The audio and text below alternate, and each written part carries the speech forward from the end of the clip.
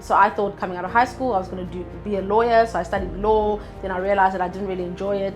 Then only did I consider culinary arts. And the reason why I ended up going with culinary arts, because my dad asked me, when I told him that I didn't want to do law anymore, he asked me, okay, so what do you love to do? And I was like, I love to cook. And he was like, okay, well, explore that. And that's literally where it started. When we were talking about which culinary arts school to go to, ICA was the best, still is the best. But yeah, so I wanted to go to the best of the best. For me, I always knew that I wanted to study to be whatever I was going to be, just because, you know, being a female, especially in a male-dominated industry, I wanted to be able to walk into any kitchen, and no matter what the male head chef or the male sous chefs thought of me, they had to call me chef. And the only way to get that initial respect is to have the qualification. So for me, it was very, very important, because if you can put knowledge behind your practical work, you're always sort of a step ahead.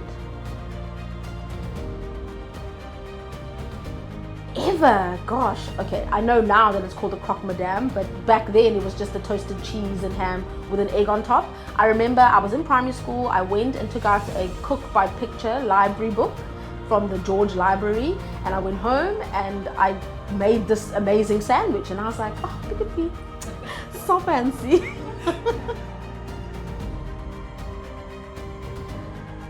You can spot an ICA student in a crowd. It's actually, if you put like a pool of student chefs in a crowd and you get them to perform a task, I can spot an ICA chef, because they think the way I do. Because obviously we were taught certain methodologies and we all follow those rules. It goes down to the neatness of, you know, the way you present yourself. It's that pride, it sort of exudes out of you. So I can always spot an ICA student. I know we may have complained at the time, and we were like, gee, why does it matter that your necktie is, why does it matter that, why is Letitia insisting that we take our aprons off when we go to the bathroom?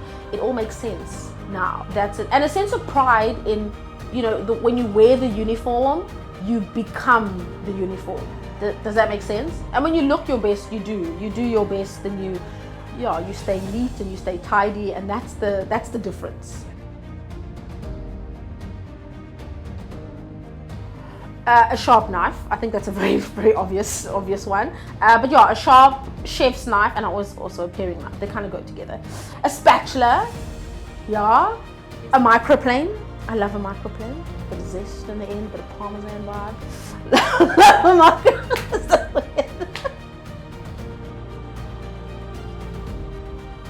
I'm going to Paris again this year. Both my cookbooks have won International Gourmand Cookbook Award. For the first time, they're having a best of the best.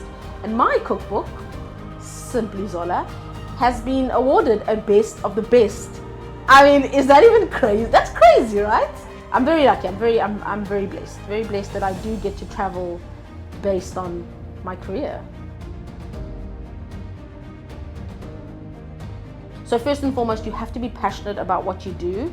And if you want to be a chef, then fantastic. If you want to be on TV, that's not necessarily being a chef. Does that make sense? So for me, yes, I'm on TV, but I am proudly a chef who happens to be on TV. But it's very rewarding. I mean, we're one of the few professions that we get to create a product and actually watch a consumer enjoy it and get direct feedback. Do you know what I mean? Like in a restaurant, so it's very, very rewarding as long as you love what you do, you're willing to put in the work, and just follow your passion. That's all it is. Well, for me, I always knew that I wanted to be a chef and I wanted to be able to cook every day, but I didn't necessarily want to be in a traditional kitchen every day. So the 3-year course gave me an opportunity to specialize in another field of culinary arts that isn't traditional, professional kitchen situation or scenario, because I got to learn actual skills that, are needed in the media industry. So writing, presenting, styling, photography, all centered around food, and that's what opened me up into this media sphere. because then I was able to understand how, you know, ads got put together, because until then I didn't really think about how, you know, ads were food styled, etc. And that gave me that insight, and definitely that gave me an edge.